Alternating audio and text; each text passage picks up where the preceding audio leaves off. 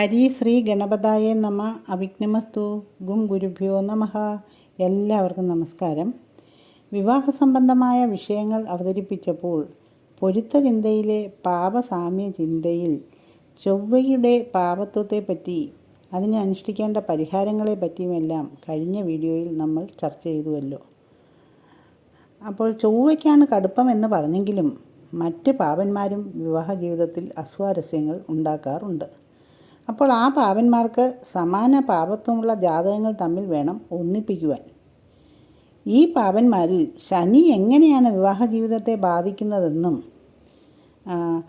ഇങ്ങനെ വിവാഹ ജീവിതത്തെ ശനി ബാധിക്കുന്നുവെന്ന് കണ്ടാൽ അനുഷ്ഠിക്കേണ്ട പരിഹാരങ്ങൾ ആചാര്യന്മാർ നിർദ്ദേശിച്ചിരിക്കുന്നവ എന്തെന്നും നമുക്ക് നോക്കാം.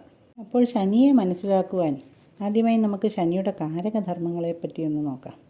ദുഃഖം, മരണം, വാർദ്ധക്യം, തടസ്സങ്ങൾ, വാതരോഗങ്ങൾ, ബന്ധനം, അധാർമികത, നീചപ്രവൃത്തികൾ, അപകടങ്ങൾ, മദ്യപാനം, മോഷണം, ആലസ്യം, മടി, അത്യുദ്ധ്വാനം, അമിത കോപം, കടബാധ്യത, വിശ്വാസവഞ്ചന, ഏകാന്തവാസം, ജയിൽവാസം, ആയുസ്, ആയുർഭയം, വിദ്യാർത്ഥ സ്ത്രീകളിൽ ആസക്തി, ക്ലേശങ്ങൾ, അപമാനം, അപവാദം, നീചസ്ഥലങ്ങൾ, ദാരിദ്ര്യം, ഇങ്ങനെ പോകുന്നു ശനിയുടെ കാരകധർമ്മങ്ങൾ.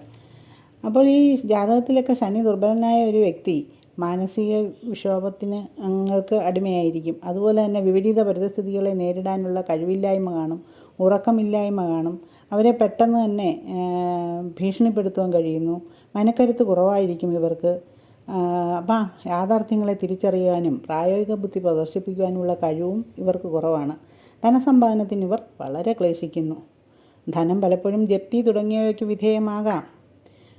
അപ്പം ദീർഘവീക്ഷണത്തോടെയുള്ള പദ്ധതികളൊക്കെ ആവിഷ്കരിക്കാൻ ഇവർക്ക് കഴിവില്ല. ഏത് പ്രവർത്തനങ്ങളിലും ഇവർക്ക് തടസ്സങ്ങളും ക്ലേശങ്ങളും ഒക്കെ ആയിരിക്കും വന്നുവിടുന്നത്.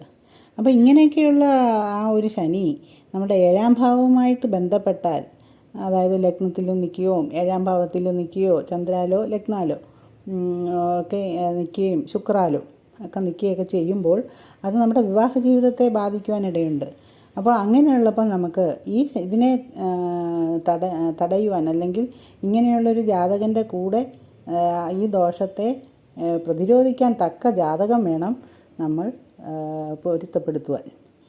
ശനി പൊതുവെ മന്ദൻ എന്നാണല്ലോ അറിയപ്പെടുന്നത്. അപ്പോൾ 7ാം ഭാവത്തിലൊക്കെ ശനി നിൽക്കുകയൊക്കെ ചെയ്യുന്നവർക്ക് വിവാഹം വൈകിപ്പിക്കുന്നു, വിവാഹ ജീവിതം വൈകിപ്പിക്കുന്നു ശനി. അതുപോലെ തന്നെ ചില അവസ്ഥയിൽ, അതായത് ചന്ദ്രാലോ ശുക്രാലോ ഒക്കെ ശനി മറ്റ് പാപനായ കുജനോട് കൂടിയൊക്കെ യോഗം ചെയ്താൽ അവർക്ക് വിവാഹ ജീവിതം തന്നെ നിഷേധിക്കപ്പെടുന്നതായിട്ട് കണ്ടിട്ടുണ്ട്. അങ്ങനെയൊക്കെയുള്ള കാര്യങ്ങളിലാണ് നമ്മൾ നേരത്തെ തന്നെ ജാതകം മനസ്സിലാക്കി പരിഹാരങ്ങൾ ചെയ്യേണ്ടത്. അപ്പം അതുപോലെ തന്നെ കർക്കിടക ലഗ്ന ജാതർക്കും ചിങ്ങലഗ്നക്കാർക്കും ഒക്കെ ശനിയാണ് 7ാം ഭാവാധിപൻ. കർക്കിടക ലഗ്നത്തിന് മകരം രാശിയാണല്ലോ 7ാം ഭാവം, അതിൻ്റെ അധിപൻ ശനി. അതുപോലെ ചിങ്ങൻ ലഗ്നത്തിന് കുംഭം രാശിയാണ് 7ാം ഭാവം, അതിൻ്റെ അധിപൻ ശനി. അപ്പോൾ ഇങ്ങനെയൊക്കെ ഉള്ളവർക്കും വിവാഹ ജീവിതം വൈകിപ്പിക്കുവാൻ സാധ്യതയുണ്ട്. അപ്പോൾ അങ്ങനെയൊക്കെ ഉള്ളപ്പോഴാണ് ഈ നമ്മൾ പരിഹാരം നിർദ്ദേശിക്കേണ്ടത്. ജാതകത്തിൽ നേരത്തെ തന്നെ അത് വിവാഹം 7ാം ഭാവാധിപനായിട്ട് നിൽക്കുന്നതോ മറ്റ് ശുഭഗ്രഹങ്ങളുടെയൊക്കെ ദൃഷ്ടിയുണ്ടെങ്കിൽ ഇതിനെല്ലാം മാറ്റം വരും. അതല്ല 7ാം ഭാവത്തിൽ ശനിയുടെ അതിപ്രസരമാണ് എന്ന് കാണുകയാണെങ്കിൽ നമ്മൾ പരിഹാരങ്ങൾ നിർദ്ദേശിക്കാം. അപ്പോൾ ഇനി ഈ പരിഹാരങ്ങൾ എന്തൊക്കെയാണെന്നാണ് നമ്മൾ മനസ്സിലാക്കേണ്ടത്. ശനിക്ക് അനിഷ്ടസ്ഥിതിയാണുള്ളതെങ്കിൽ ശനീശ്വരനെ പ്രീതിപ്പെടുത്തുക എന്നുള്ളത് തന്നെയാണ് ഉത്തമമായ പരിഹാരം. ശനിയാഴ്ച വ്രതം, ശനീശ്വര പൂജ ഇവയൊക്കെ എടുത്ത് ശാസ്താക്ഷേത്ര ദർശനമൊക്കെ നടത്തി വേണം ശനീശ്വരനെ പ്രീതിപ്പെടുത്തുവാൻ. ശനി പ്രീതിപ്പെട്ടാൽ വളരെ ശുഭഫലങ്ങൾ നൽകുകയും ചെയ്യും. പിന്നെ ശനീശ്വരനെ പ്രീതിപ്പെടുത്തുവാൻ പറയുമ്പോൾ സ്നാനവിധികളുണ്ട്, വസ്ത്രധാരണത്തിൽ ശ്രദ്ധിക്കേണ്ടതായ കാര്യങ്ങളുണ്ട്. സ്നാനവിധി എന്ന് പറയുമ്പം കുറുന്തോട്ടി, കാരല്, അഞ്ജനക്കല്ല്, ശതാവരി, മുത്തങ്ങ, പറ്റൊറ്റിത്തൊലി, ത്രികോൽപ്പനക്കൊന്ന, ശതകുപ്പ, ജാതിക്ക എന്നിവയിട്ട് തിളപ്പിച്ച വെള്ളത്തിൽ കുളിക്കാനാണ് പറയുന്നത്. അത് ശനിയാഴ്ച, അതുപോലെ ജന്മനക്ഷത്രം, പൂയം, അനിഴം, ഉത്രട്ടാതി എന്നീ ദിവസങ്ങൾ തുടങ്ങിയവയൊക്കെ ഇങ്ങനെ ഔഷധസ്നാനം നടത്താവുന്നതാണ്. അത് നമുക്ക് പ്രായോഗികമായിട്ടുള്ളത് ചെയ്താൽ മതിയാവും. പിന്നെ ശനിപ്രീതിക്ക് കടും നീല നിറത്തിലും കറുപ്പ് നിറത്തിലുമൊക്കെയുള്ള വസ്ത്രങ്ങൾ ശനിയാഴ്ചകളിൽ ധരിക്കുന്നത് നന്നായിരിക്കും. നീലശംഖ് പുഷ്പം, നീലത്താമര, നീലച്ചെമ്പരത്തി തുടങ്ങിയവയൊക്കെയാണ് ശനിപ്രീതിക്ക് ധരിക്കാൻ ആചാര്യന്മാർ പറഞ്ഞിരിക്കുന്ന പൂക്കൾ. അതുപോലെ ശനിയെ പ്രീതിപ്പെടുത്തുവാൻ ഇന്ദ്രനീല രത്നം ധരിക്കുന്നത് നല്ലതായിരിക്കും. ഇന്ദ്രനീലം ധരിച്ചാൽ ഈ തടസ്സങ്ങളൊക്കെ മാറി മനോവിക്ഷോഭങ്ങളൊക്കെ അടങ്ങും എന്നാണ് വിശ്വാസം.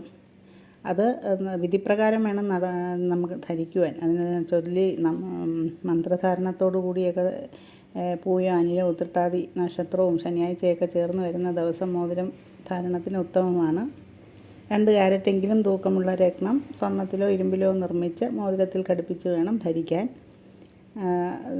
നമസ്തുഭ്യം നമസ്തുഭ്യം നമസ്തുഭ്യം ശനൈശ്വര തത്വത്തേജ പരിപൂർണാതു രത്നം ഭവതു തത്പ്രഭോ ധാരായാമി മഹാരത്നം ത്വദീരപരിശോഭിതം പാപാനി മേ വിനശ്യന്തു സൂര്യപുത്ര നമോസ്തുതേ എന്ന പ്രാർത്ഥനയോടുകൂടി രത്നം ധരിക്കണം എന്നൊക്കെയാണ് ആചാര്യന്മാർ പറഞ്ഞിരിക്കുന്നത്.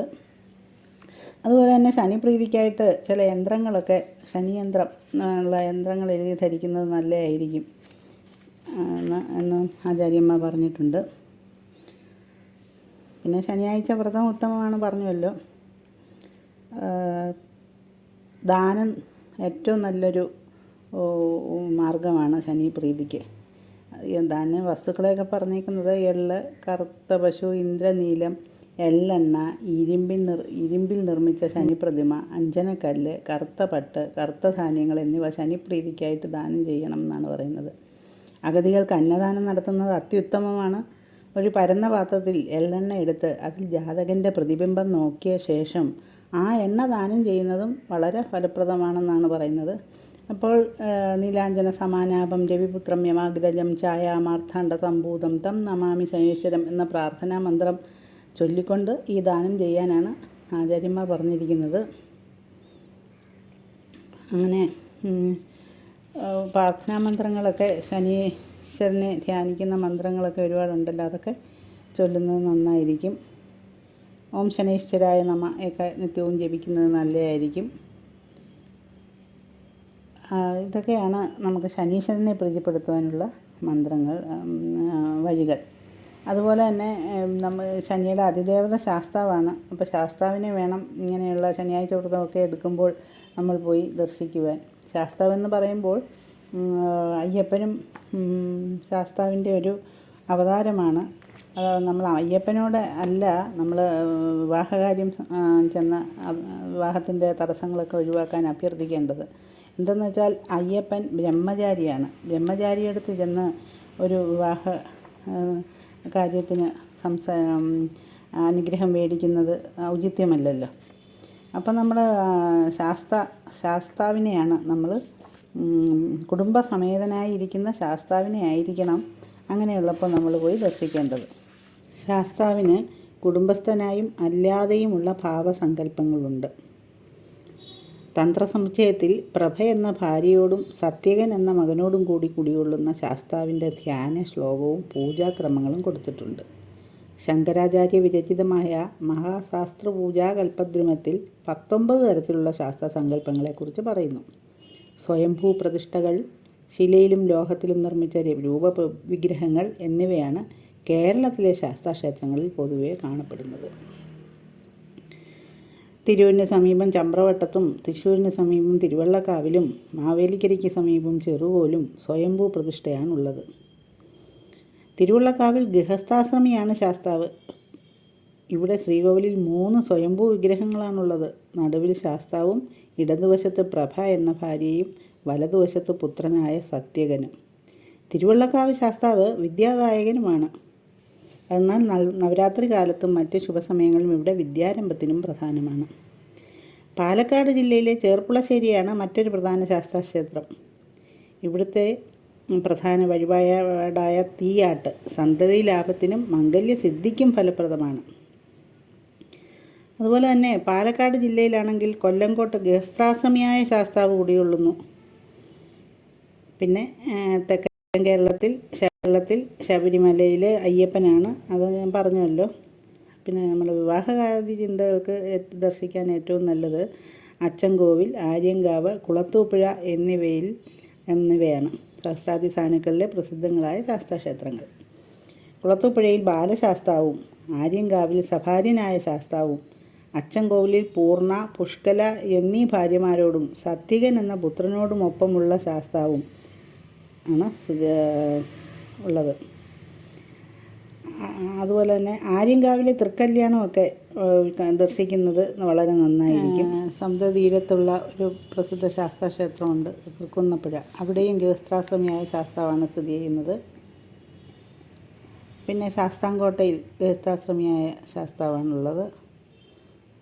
ഇങ്ങനെയൊക്കെയുള്ള സ്ഥലത്ത് നമ്മൾ പോയി ദർശനം നടത്തുന്നത് നല്ലതായിരിക്കും. ശാസ്താസൂക്ത പുഷ്പാഞ്ജലിയും നീരാഞ്ജനം, നെയ്യഭിഷേകം തുടങ്ങിയൊക്കെ നാളികേരമുടക്കൽ ഇവയൊക്കെ ശാസ്താപ്രീതികരമായ വഴിപാടുകളാണ്.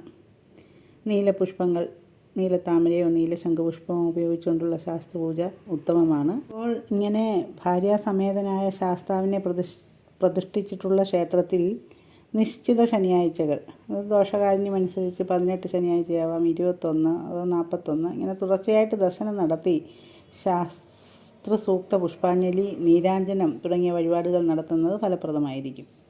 സമാപന ശനിയാഴ്ച ശാസ്ത്രപൂജയും സ്വയംവര പൂജയും നടത്തുന്നത് കൂടുതൽ ഫലപ്രദമാണ്. ശനിയാഴ്ചകളിൽ കറുത്ത വസ്ത്രമോ നീലയോ ഒക്കെ വസ്ത്രം ധരിച്ച് വേണം. അതുപോലെ തന്നെ ഒരിക്കലൂണോ പൂർണ്ണ ഉപവാസമോ ഒക്കെ അനുഷ്ഠിക്കണം. ക്ഷേത്രദർശനം നടത്തി ആ പൂജാകർമ്മത്തിൽ പങ്കാളിയാവുകയും വേണം.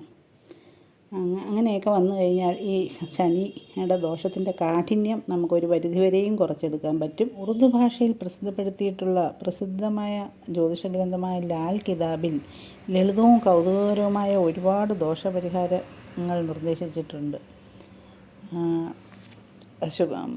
എല്ലാ ഭാവങ്ങളിലും ശനി എല്ലാ ഭാവങ്ങളിലും നിൽക്കുമ്പോൾ ദോഷപരിഹാരത്തിന് വേണ്ടി എന്തെല്ലാം ഉണ്ടെന്നാണ് അതിൽ നിർദ്ദേശിച്ചിരിക്കുന്നത്. എന്തെന്നാൽ ഈ ശനി ഒരു നിസർഗ ഭാവനാണല്ലോ. അപ്പോൾ ഏത് ഭാവത്തിൽ നിന്നാലും ചില സന്ദർഭങ്ങളിലൊക്കെ ദോഷ അനുഭവങ്ങളൊക്കെ ഉണ്ടാവാം. അപ്പോൾ ആ ദോഷാനുഭവങ്ങളിലൂടെ മാറിക്കിട്ടുവാൻ വേണ്ടിയായിരിക്കണം ഈ ലാൽ കിതാബിൽ ഇങ്ങനെ എല്ലാ ഭാവങ്ങളിലും നിന്നാൽ ഉള്ള ദോഷപരിഹാരങ്ങൾ പറയുന്നത്. അതും കൂടെ ഞാനിവിടുന്ന് പരാമർശിക്കാം. ശനി ലഗ്നത്തിൽ നിന്നാൽ വാനരന്മാരെ തീറ്റിപ്പോറ്റുക, പഞ്ചസാര കലർന്ന പാൽ അശ്വത്ഥ വൃക്ഷച്ചുവട്ടിൽ ഒഴിച്ച ശേഷം അവിടുത്തെ കുതിർന്ന ചെളിയെടുത്ത് തിലകം ചാർത്തുക. അടുത്തത് അസത്യം പറയാതിരിക്കുക, മറ്റുള്ളവരുടെ വസ്തുക്കളെ അത്യാഗ്രഹത്തോടും അസൂയയോടും കൂടി നോക്കാതിരിക്കുക. ഇനി ശനി 2-ൽ നിന്നാൽ തൈരോ പാലോ നെറ്റിയിൽ തിലകമായി അണിയുക, സർപ്പങ്ങൾക്ക് പാൽ കൊടുക്കുക. ശനി 3-ലോ നിന്നാലോ മദ്യം, മാംസാഹാരം എന്നിവ ഒഴിവാക്കുക. വീടിനോട് ചേർന്ന് ഇരുട്ടുമുറി പാടില്ല. വീടിൻ്റെ ഗേറ്റത്ത് കിഴക്കോട്ടോ തെക്കോട്ടോ പാടില്ല. കേതുവിന് വിധിച്ചിട്ടുള്ള ശാന്തി കർമ്മങ്ങൾ ചെയ്യുക. 4-ൽ നിന്നാൽ സർപ്പങ്ങളെ പരിരക്ഷിക്കുകയും അവയ്ക്ക് പാൽ നൽകുകയും ചെയ്യുക. കിണറിൽ പാലൊഴിക്കുക. കാക്ക, പോത്ത്, എരുമ ഇവകൾക്ക് ഭക്ഷണം നൽകുക. ഭൃത്യന്മാരെ സഹായിക്കുക. 1 കിലോഗ്രാം വൈൻ ഒഴുക്ക് വെള്ളത്തിൽ ഒഴിച്ചു കളയുക. കറുത്ത വസ്ത്രങ്ങൾ ധരിക്കരുത്. ഇനി 5-ൽ നിന്നാൽ സ്വർണം സൂക്ഷിക്കുക, ബുധദോഷ പരിഹാരങ്ങൾ ചെയ്യുക. കുറച്ച് ബദാം പരിപ്പ് ക്ഷേത്രത്തിൽ സമർപ്പിച്ച ശേഷം അതിൽ പകുതി തിരിച്ചു കൊണ്ടുവന്ന് വെള്ളത്തുണിയിൽ പൊതിഞ്ഞ് വീട്ടിൽ സൂക്ഷിക്കുക. 48 വയസ്സിന് മുമ്പ് സ്വന്തമായി വീട് പണിയരുത് എന്നുമുണ്ട്. 6-ൽ ശനി നിന്നാൽ തുകൽ, ഇരുമ്പ് എന്നിവ കൊണ്ട് നിർമ്മിച്ച വസ്തുക്കൾ പുതുതായി വാങ്ങരുത്, പഴയവ വാങ്ങാം. 7-ൽ നിന്നാൽ ഒരു മൺപാത്രത്തിൽ അല്പം തേൻ വീട്ടിൽ ഒഴിഞ്ഞ കോണിൽ സൂക്ഷിക്കുക. മുളംകുഴലിൽ പഞ്ചസാര നിറച്ച് വീട്ടിൽ ഒഴിഞ്ഞ കോണിൽ കുഴിച്ചിടുക. അപ്പോൾ അത് 7-ൽ ശനി നിന്നാലുള്ള നല്ലൊരു പരിഹാരമാണ്. പിന്നെ 8-ൽ ശനി നിന്നാൽ വെള്ളത്തകിട് കൈവശം സൂക്ഷിക്കുക. സർപ്പങ്ങളെ പരിരക്ഷിക്കുകയും അവയ്ക്ക് പാൽ നൽകുകയും ചെയ്യുക. അതൊക്കെ പ്രായോഗികമല്ല, എന്നാലും ലാൽ കിതാബിൽ അങ്ങനെ പറഞ്ഞിരിക്കുന്നു. മദ്യവും മാംസാഹാരവും ഒഴിവാക്കുക. ഇനി ശനി 9-ൽ നിന്നാൽ വീടിൻ്റെ പുറകുവശത്ത് ഇരുട്ടുമുറി തീർക്കുക. വീടിൻ്റെ മേൽത്തട്ടിൽ ഇന്ധനങ്ങൾ സൂക്ഷിക്കരുത്. വ്യാഴദോഷ പരിഹാരങ്ങൾ ചെയ്യുക. അതായത് വ്യാഴഗ്രഹത്തെ പ്രീതിപ്പെടുത്തുക എന്നുള്ളതാണ്. വ്യാഴത്തിന് ബലം കൂടുമ്പോൾ ശനിയുടെ ദോഷം ഒന്ന് കുറഞ്ഞു കിട്ടും. ശനി 9 നിന്നാലുള്ള 9 കൊണ്ട് ഭാഗ്യസ്ഥാനമാണല്ലോ. ദോഷത്തിന് കുറവ് വരും ശനി നിൽക്കുമ്പോൾ. അപ്പോൾ അതിന് പരിഹരിക്കാൻ വേണ്ടി വ്യാഴത്തിനെ പ്രീതിപ്പെടുത്തുക എന്നുള്ളതായിരിക്കണം അതിൻ്റെ ഒരു യുക്തി. ശനി 10 നിന്നാൽ ഇതുപോലെ തന്നെ വ്യാഴദോഷ പരിഹാരങ്ങൾ ചെയ്യുക എന്നാണ് പറയുന്നത്. അതും അതേ യുക്തി തന്നെയാണ്. കർമ്മസ്ഥിതിനൊക്കെ തടസ്സം വരും, എന്തെങ്കിലുമൊക്കെ തടസ്സങ്ങൾ ശനി മുഖേന ഉണ്ടാവാതിരിക്കാൻ വേണ്ടി വ്യാഴത്തിനെ പ്രീതിപ്പെടുത്തി ശക്തപ്പെടുത്തുക എന്നുള്ളതാണ്. പിന്നെ ശനി 10 നിന്നാൽ 48 വയസ്സിന് മുമ്പ് സ്വന്തമായി വീട് നിർമ്മിക്കരുതെന്ന് പറയുന്നു. അതുപോലെ മദ്യം, മാംസാഹാരം ഇവ ഒഴിവാക്കാൻ പറയുന്നു. ശനി 11 നിന്നാൽ മദ്യവും മാംസാഹാരവും പാടില്ല. വീടിൻ്റെ വാതിൽ തെക്ക് വശത്തേക്ക് പാടില്ല. ഒരു വെള്ളിക്കട്ടി വീട്ടിൽ സൂക്ഷിക്കുക. ശനി 12 നിന്നാൽ മദ്യവും മാംസാഹാരവും പാടില്ല. വീടിൻ്റെ പുറകു ഭിത്തിയിൽ വാതിലുകളും ജനാലകളും പാടില്ല. അതുപോലെ തന്നെ അസത്യം പറയരുത് എന്നുമുണ്ട്. ഇനി പൊതുവായ ശനിദോഷ പരിഹാരങ്ങളിൽ അൽക്കിതാബിൽ പറഞ്ഞിരിക്കുന്നത് ശനിയാഴ്ച ഉപവാസം, ഭൈരവ ക്ഷേത്രത്തിൽ വൈൻ നൽകുക, പാമ്പുകൾക്ക് പാൽ നൽകുക, എണ്ണയും വൈനും ദാനം ചെയ്യുക, റൊട്ടിയുടെ പുറമെ കടുകെണ്ണ ഒഴിച്ച് പട്ടികൾക്കും കാക്കകൾക്കും നൽകുക. ഈ പാമ്പുകൾക്ക് പാൽ നൽകുക എന്നൊക്കെ പറഞ്ഞാൽ പ്രായോഗികമല്ല. അപ്പം നമ്മൾ നൂറും പാലും പോലുള്ള വഴിപാടൊക്കെ നടത്താൻ അത് ചെയ്താൽ മതി. അതിൽ നിന്ന് നമുക്ക് മനസ്സിലാക്കേണ്ട ഒരു കാര്യം, കുട്ടികളുടെ ജാതകത്തിൽ ശനിയാണ് 7ാം ഭാവത്തിന് നിൽക്കുന്നതെന്ന് കണ്ടാൽ, അഥവാ 7ാം ഭാവത്തെ ഏതെങ്കിലും രീതിയിൽ ബാധിക്കുന്നുവെന്ന് കണ്ടാൽ നേരത്തെ തന്നെ വേണ്ട പരിഹാരങ്ങളൊക്കെ ചെയ്തു വന്നാൽ തങ്ങൾക്ക് അനുയോജ്യമായ ഒരു ജാതകം ഒത്തുവരുന്നതായി നമുക്ക് ആചാര്യന്മാർ പറയുന്നതിലൂടെ മനസ്സിലാക്കാം. തുടർന്നും വിവാഹാനന്തരമായുള്ള ജീവിതത്തിൽ ശനി ചാരവശാൽ അനിഷ്ടസ്ഥാനങ്ങളിൽ, അതായത് കണ്ടകശനി, ഏഴാണ്ടശനി പോലെയുള്ള സന്ദർഭങ്ങളിലൊക്കെ ദോഷഫലങ്ങൾക്കൊക്കെ ആധിക്യം ഏറാൻ സാധ്യതയുള്ളതിനാൽ ശനിപ്രീതികരമായ കർമ്മങ്ങൾ ചെയ്തു കൊള്ളണം. അങ്ങനെയാണെങ്കിൽ നല്ലൊരു ജീവിതം ശനിദേവൻ നമുക്ക്, ശനീശ്വരൻ പ്രദാനം ചെയ്യുമെന്നുള്ളതിന് സംശയമില്ല. എല്ലാവർക്കും നന്ദി.